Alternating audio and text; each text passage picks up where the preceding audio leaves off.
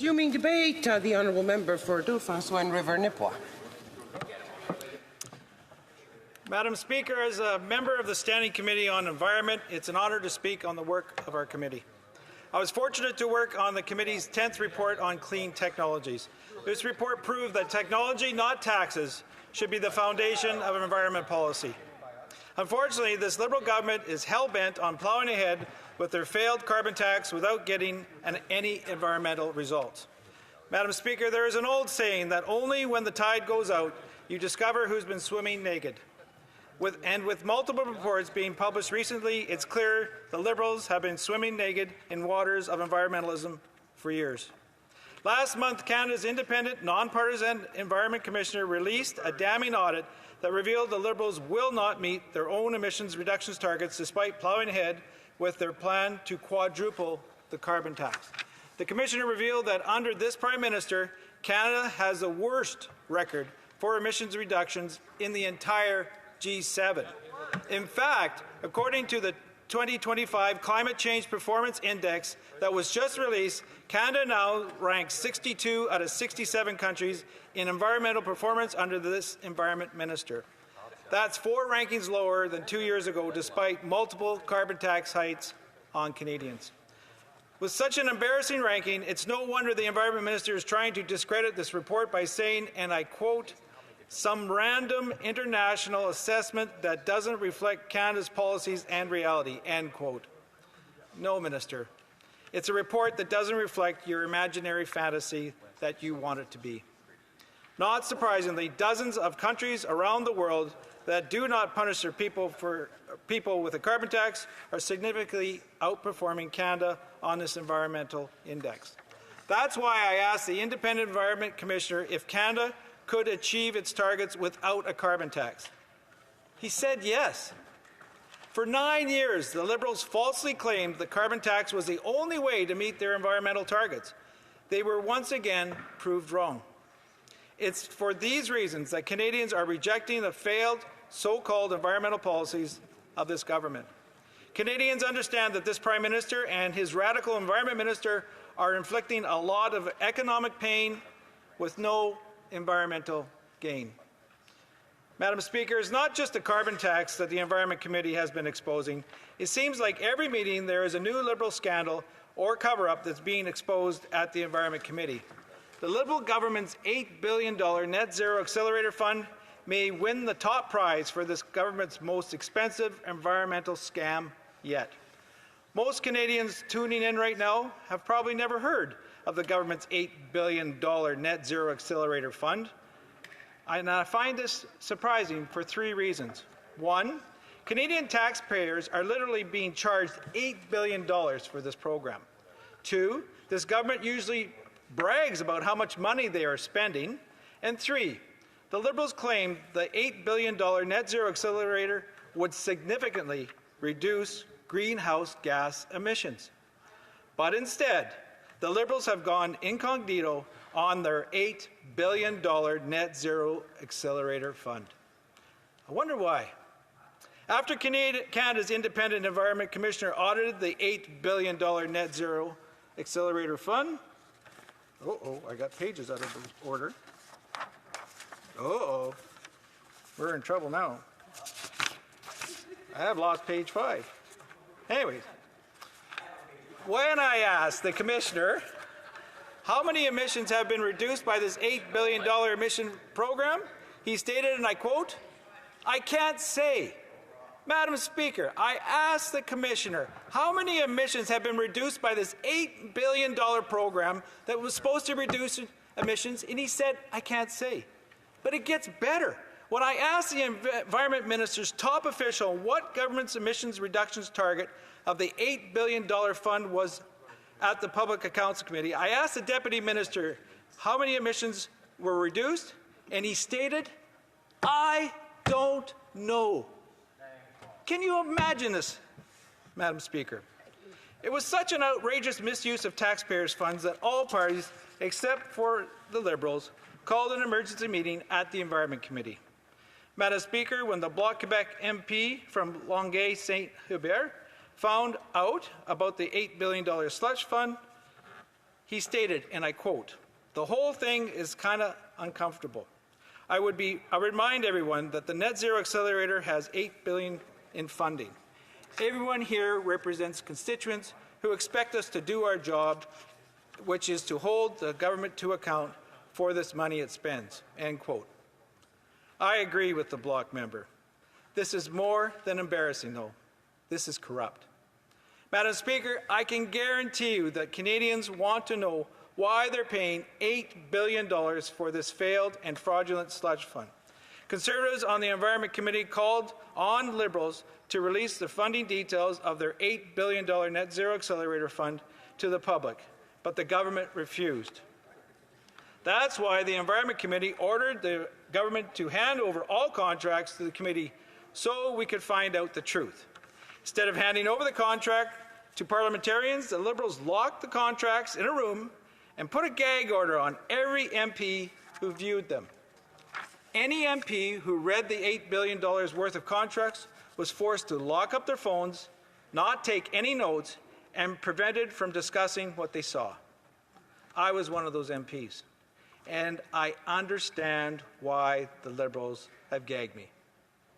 I was absolutely shocked of what I saw. But, as I said, the government has placed me and all the members of the Environment Committee under a gag order to prevent us from disclosing the truth. I will tell you something, though. Over 65 pages of Net Zero Accelerator contracts were redacted, and over 360 pages were completely ripped out. Absolutely ripped out of the contracts, Madam Speaker. Someone in the Liberal government ordered over 360 pages of the Net Zero Accelerator contracts to be ripped out to prevent parliamentarians from seeing what $8 billion was spent on. This sounds like borderline criminal. Did the Minister of Environment order this to be done? Did the Prime Minister order this to be done? Who ripped out the pages of the Net Zero Accelerator contracts to hide the truth? Who poured black ink on the contracts to cover up the lines? Who will be accountable for this $8 billion scam? The Liberal government defied the will of Parliament by failing to hand over the contracts of their $8 billion Net Zero Accelerator Fund. It's very clear they are hiding something. The Environment Commissioner caught the Liberals giving away billions of tax dollars to large multinational companies without any commitment to reduce emissions. This could be very well the government's most expensive scandal yet. If the NDP were truly opposed to corporate handouts, they would be outraged. If the Bloc was truly cared about the environment, they would be outraged. As if any member of Parliament cared about accountability, they would be outraged. Madam Speaker, I can promise you that Canadians are outraged. Canadians deserve answers on this Liberals government's fake, failed, and fraudulent $8 billion Net Zero Accelerator Fund. They deserve to know what companies received $8 billion worth of taxpayers' money and what money was spent on. Madam Speaker, I would therefore move the following amendment and seconded by my colleague of Langley Algrove on behalf of Canadians of paying this $8 billion scam. And that the motion be amended by deleting all of the words after the word "that" and substituting the following. The 10th report of the Standing Committee on the Environment and Sustainable Development presented on Monday, October 30th, 2023, be not now concurred in, but that it be recommitted to the committee for further consideration, with a view to studying the implementation of the Net Zero Accelerator Initiative and to support the committee with the study and order of the House to do so. 4. A. Copies of all signed contribution agreements and term sheets, including schedules of work for each contract for the Net Zero Accelerator Initiative. B. A copy of the government's tracker tool used to measure the Net Zero Accelerator Initiative's progress as results. And C. Copies of documents which described all internal Net Zero Accelerator Initiative targets set by the government, including the government's Net Zero Accelerator Initiative emissions reduction target, provided that these documents shall be laid upon the table in both official languages and in a complete and unredacted form within 2 weeks of adoption of this order, following which they shall stand referred to the committee. Thank you, Madam Speaker.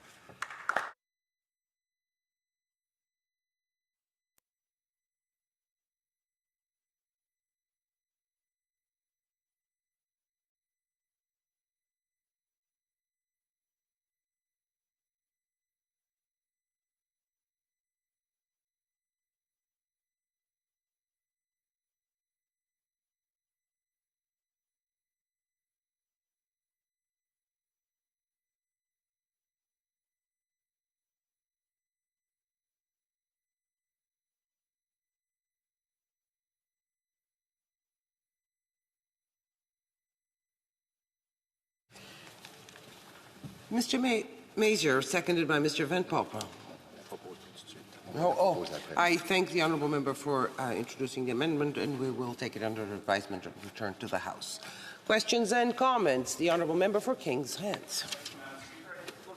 Interesting that the Conservative Party is moving a concurrence report on environment. I listened to the member from Portage-Lisker and to some extent the member from Dauphin as well. I didn't hear a whole lot about what the Conservative Party actually stands for in relation to environmental plans. This government is the first in Canadian history to actually reduce GHG emissions and grow the economy at the same time.